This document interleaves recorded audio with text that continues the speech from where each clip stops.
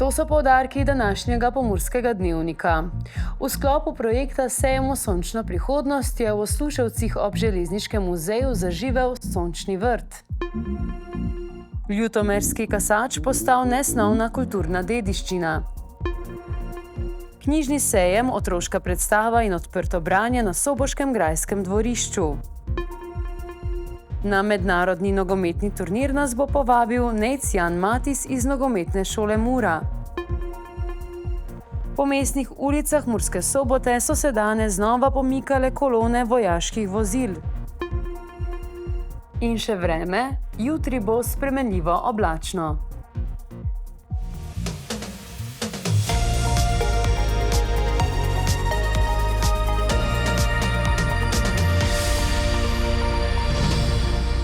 Spoštovani gledalci, cenjene gledalke, lepo pozdravljeni v Pomurskem dnevniku.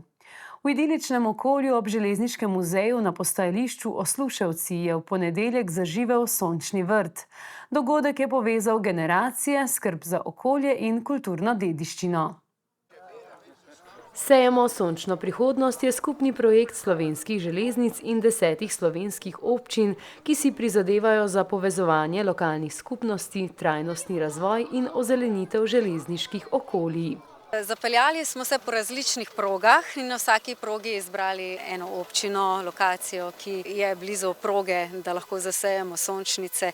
In v vaši občini Ormož že poznamo skozi potovanja z vlakov in turistične ponudbe, da so to čudoviti kraji.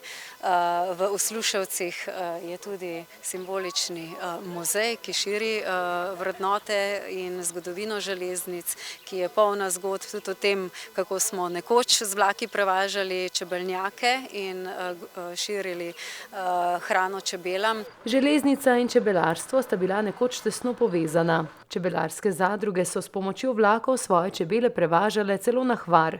Osrednji trenutek je bila zasaditev sončnic, ki so jih v sodelovanju s kmetijo Erhadič posadili otroci iz vrtca in osnovne šole Podgorci. Da otroci posadijo sončnice, ker je mladim treba položiti, bi rekel, v roke to, kako življenje nastaja in v bistvu, koliko imamo z njimi dogovor, ne bo to enodnevni dogodek, ampak bodo prihajali sem ogledovati, kako sončnice rastejo, kako cvetijo in pol tudi določene likovne kolonije bodo naredili tu, tudi pri sebi bodo posadili sončnice, da bodo res vsako jutro, vsako popoldne, ko bodo odhajali domov, videli te sončnice in bodo spominjali tudi na ta sončni vrt tukaj.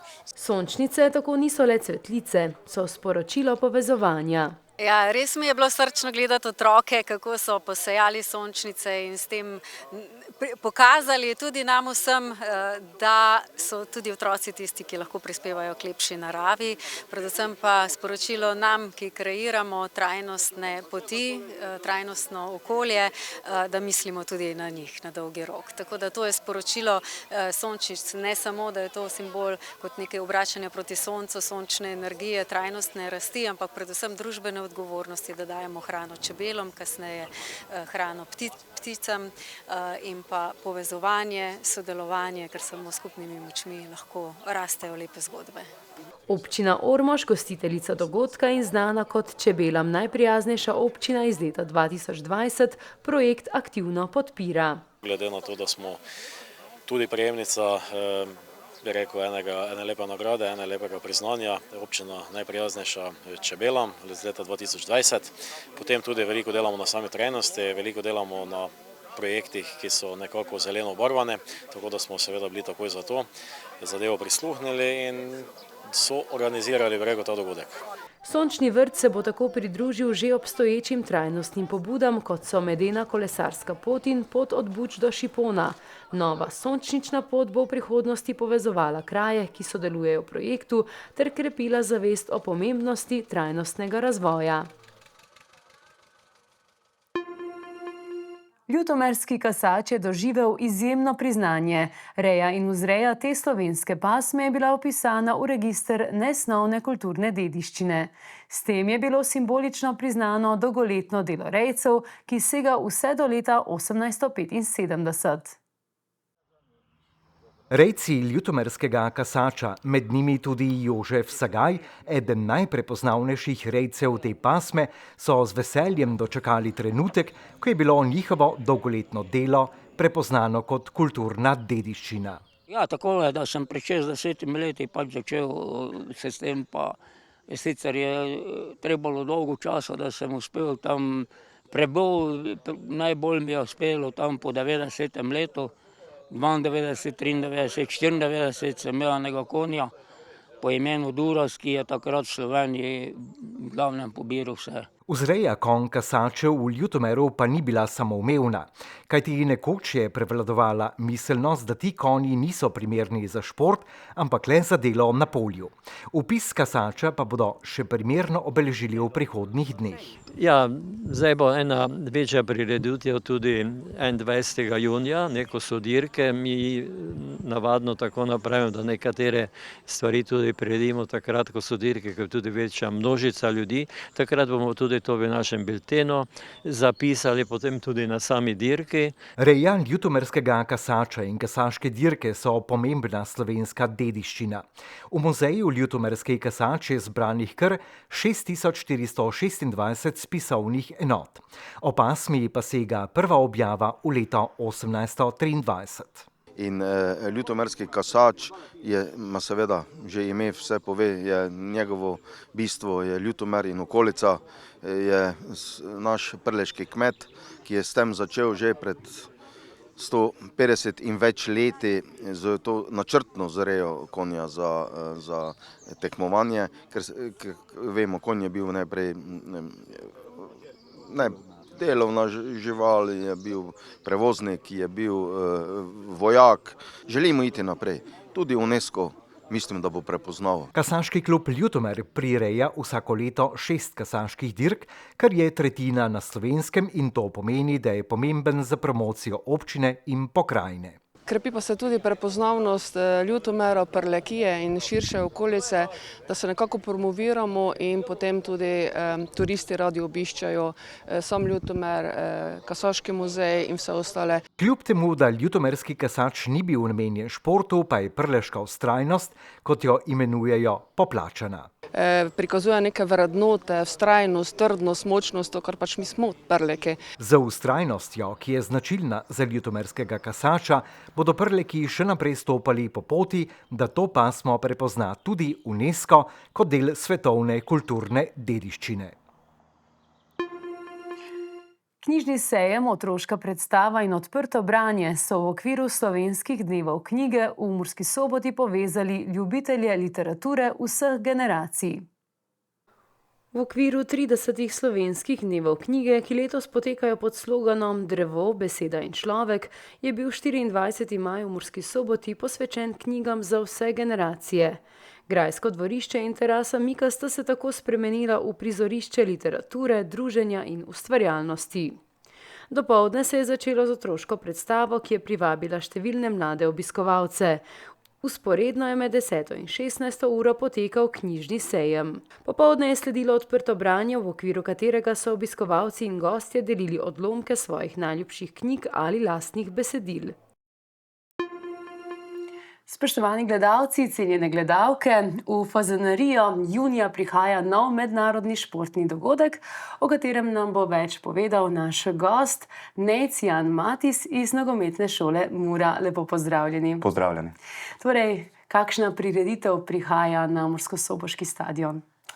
Ja, našim igralcem želimo omogočiti eno dobro izkušnjo, kjer želimo povabiti dejansko kvalitetne ekipe, mednarodne ekipe, torej želimo narediti eno tako okolje, kjer se lahko ti igralci izražajo, vidijo svoje sposobnosti in imajo obilico dobrega nogometa.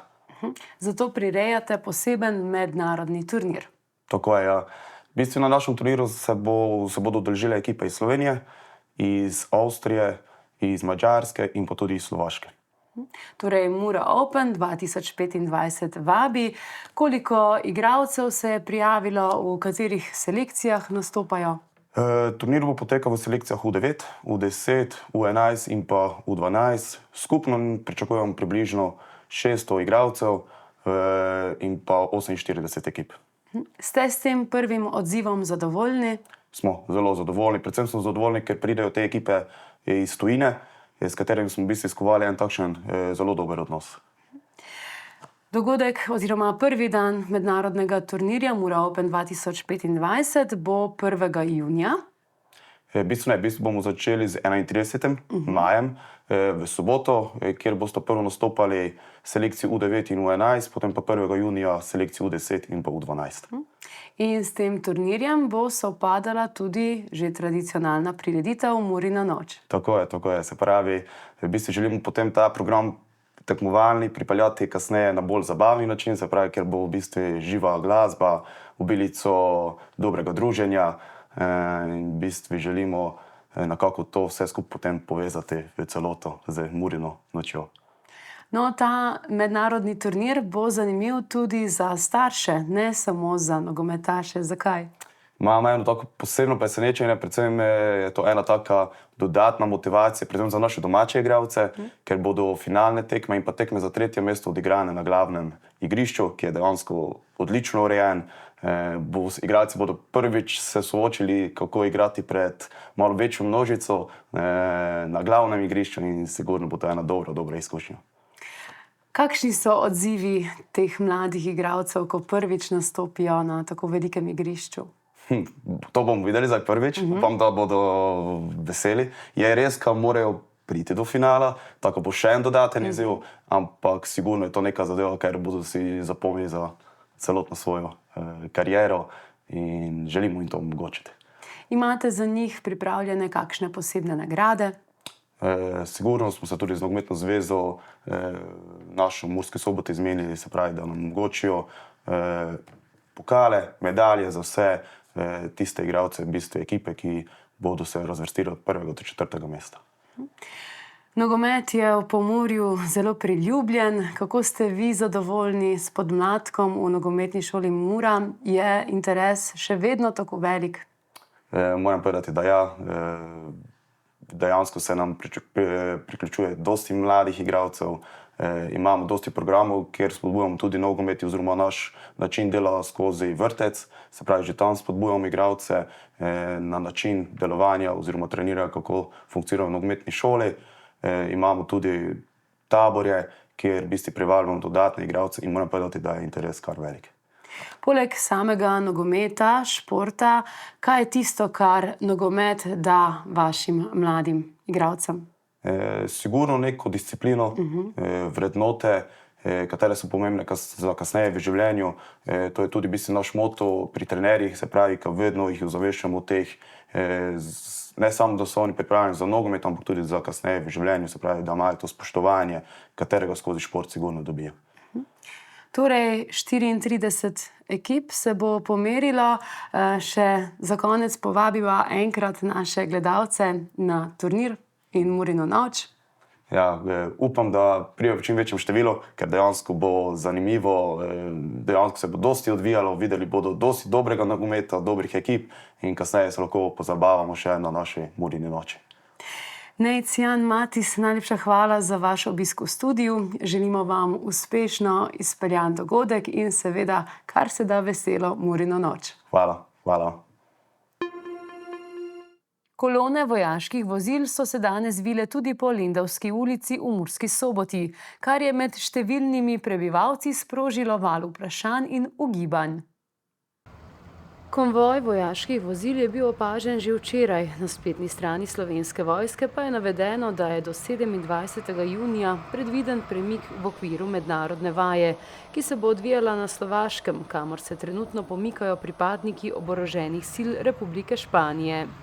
Del teh premikov poteka skozi Slovenijo, pri čemer vojska zagotavlja, da so tranziti organizirani tako, da čim manj motijo vsakodnevni promet. Kot polnopravna članica Zavezništva Republika Slovenija skupaj s civilnimi partnerji omogoča logistično podporo tako po cestah, kot tudi po železnici in morju. Sodelovanje zavezniških sil omogoča tudi urjenje postopkov sprejema in integracije, kar pripomore k boljši povezljivosti in pripravljenosti domače vojske.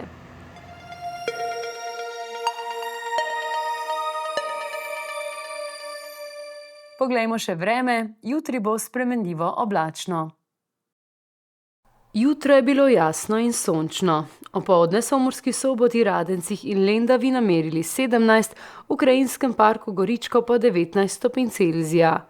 Jutri bo spremenljivo oblačno, ponekod bo pihal šibak jugozahodnik. Pozno popoldne in proti večeru se bo od severa pooblačilo. Nastajati bodo začele plohe in nevihte. Najnižje jutranje temperature bodo od 7 do 12, najvišje dnevne od 20 do 25. Najnižje jutranje temperature v severovzhodni Sloveniji bodo v Murski Soboti 12, v Mariboru in na Ptuju pa 11 stopinj Celzija. V četrtek in petek bo delno oblačno s plohami, v soboto pa se bo zjasnilo. Temperature se bodo v naslednjih dneh zjutraj gibale med 10 in 17, čez dan pa med 13 in 30 stopinj Celzija.